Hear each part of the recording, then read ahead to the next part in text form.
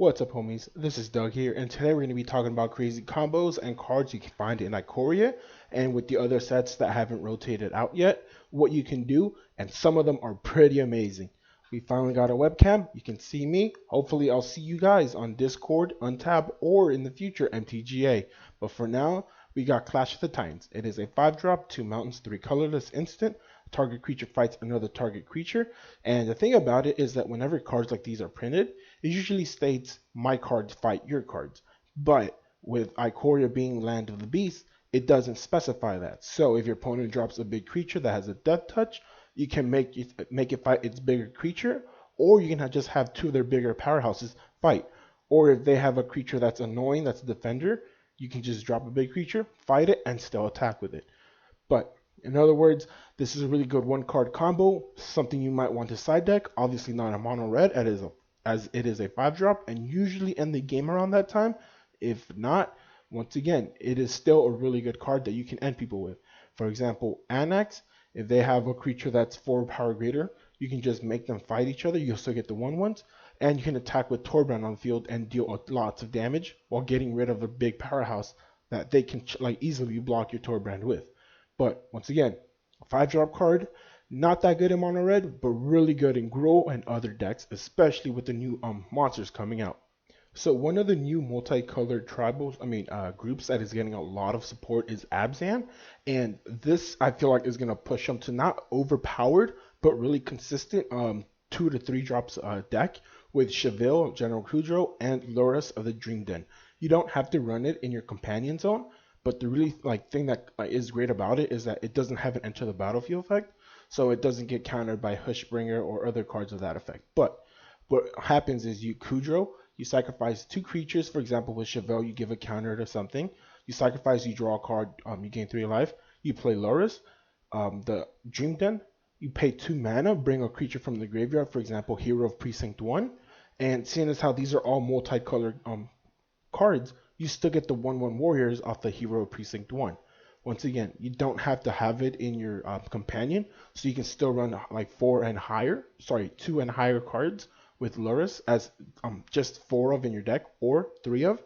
But once again, you want to run 4 Cheville, 4 General Kudrow, because General Kudrow kills 4 greater creatures. Cheville puts counters, not to mention he has Death Touch, and he gains you 3 life, and he draws you a card, which is really good generators for you to get into your later stages of the game without having to access so much of your resources, especially with General Kudrow, which literally says sacrifice 2 humans, doesn't specify on tokens or creatures, so you can sacrifice Hero Precinct 1 tokens, and with Loris, even if you do sacrifice your important ones, you can keep bringing them back. Just careful, because it does not bring General Kudrow back, and he is a 3-drop that you really want to keep on the board. So this next combo I feel like isn't going to push the format for Jund to be overpowered, but it will help him out a lot, and that is Fiend Artisan in the Sacrifice deck. So you can go Jund Food, or you can go Rakdos, seeing as how Fiend Artisan can be 2 black to cast. You can go Mayhem Devil. Fiend Artisan sacrifices your Cauldron Familiar, gets another one. You deal 1 damage. Or you can sacrifice your Gutter Bones. You can sacrifice your Prophet of the Ancient Gods. Sacrifice whatever you need. And seeing as how Cauldron of Familiars, Gutter Bones, they're all low-cost cards, you're going to be pinging for a lot of damage. You're going to be getting the cards you need. And with them being low-cost, they come in onto the battlefield, and they get their effects. Gutter Bones doesn't really matter as he comes in tapped, but with Cauldron of Familiar, you ping for 1.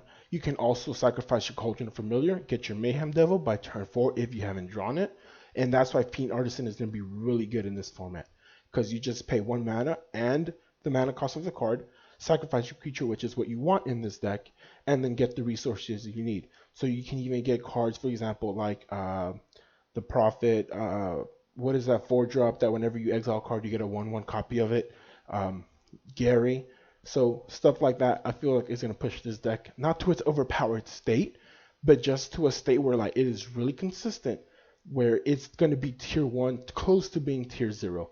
That is something you need to look out for, and if you have graveyard hate for it, I suggest you might want to main deck them, because a lot of cards are going to be focused around the graveyard.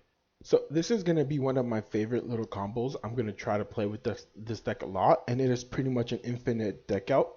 It is a lot of high mana costed cards, but you can ramp it with, for example, you can go Simic with this, or you can go Sultai, or just straight Dimir.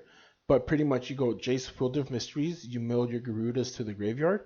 You go Doom Mire Tritons, you can send them to the graveyard. Once again, with a lot of Surveil cards that Dimir has, you can get this card to the graveyard. Now, you're not going to swing with it. The reason I have Bond of Revival is if you by any chance do get to swing, he comes in with haste. But you can also substitute this card for Bluffer Bones. But pretty much you want to get Garuda on the field.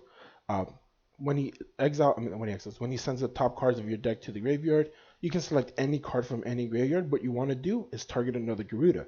Obviously, he's going to come in, it's going to activate the legendary creature effect. But what you do is you just keep looping those two from the graveyard back to the board. So you mill 4, you mill 4, you mill 4. And with Jace Wielder Mysteries, that says if you draw a card while your library has no cards in it, you win the game. If his 8 is then if your library has no cards in it, you win the game. So once again, you deck out your opponent with a lot of death touch creatures that black has, and a lot of big walls that have defenders that are in blue. You can easily protect your Jace from getting to its ultimate. And I feel like this is going to be a consistent deck out deck without having to do a lot of effort. Just literally slam a 5 board Garuda, just keep looping it. And if you get, let's just say your opponent drew more, well then heck, I'll just Garuda until you mill your cards and then bring a creature from your graveyard, and that's it. I don't have to mill anymore. So that is something to look out for. That's going to be a really cool combo I'm going to try to play with. But Garuda works really well in this deck. Seeing as how especially you can take out the Bond of Revival and have him as your companion and just run a lot of 4 drops. 2, 4, and 6 drops, because Garuda is a 6 drop, and just go from there. This is going to be one of my favorite combos. It's going to be an Esper deck with Fiend Artisan being able to come in as a 2 black. This is going to be a deck that is going to have an infinite loop, and if you can pull it off, you can do this infinitely, just not in one turn. It's going to be consistently. But with Soul Diviner, he has a 2 drop. Tap, remove a counter from an artifact, creature, land, or planeswalker you control, draw a card. So the way that works is you go Fiend Artisan. With Luminous Broodmoth on the field, you sacrifice any creature, it comes back with a flying token, you bring out the new creature with Fiend Artisan, Soul Diviner removes the counter, you draw a card, you literally sack nothing because your creature came back, you remove the counter, so it can literally chump block, die, come back with Broodmoth. Same thing with Soul Diviner. If you have Broodmoth, you can sacrifice it, it comes in. You might not want to do that because he doesn't have haste, so you have to wait till the next turn to remove the counter. He does have a good stat of 2-3. But a Laurel Coil can easily take care of him. But one thing to note is that Soul Diviner doesn't specify what kind of token it has, what kind of counter it has to remove. So these new counters should be able to come off of it.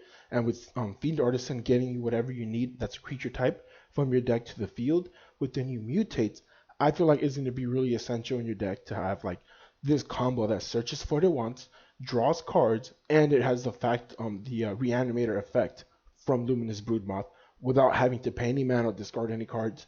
It just comes in with a counter. So this is, I think, an Esper-less creature type that, especially with Blink monsters, can have a lot of impact in standard. But with Luminous Broodmoth having flying and giving the creature flying, you can swing with them. Next, at the main phase 2, which is the next phase, you can sacrifice it to Fiend Artisan, get a bigger creature, it comes back with flying. Soul Diviner, remove the counter, I can do it again next turn. Slowly but surely, I will populate the board. I will keep drawing cards so I can get more resources. And with Esper, there's a lot of good counter, a lot of good artifact and creature removal, and a lot of cards that are really important. For example, Elspeth Conquers Death. So I can remove a creature, I can sacrifice Broodmoth, by the 3rd enchantment, by the 3rd chapter, it comes back. So I literally lost nothing, gained a lot, and I feel like Esper, not even Blink, just Esper creature control is going to be a top deck you should watch out for, and a really good combo that synergizes well. Just careful for the board wipes, but it's Esper, so you got counters.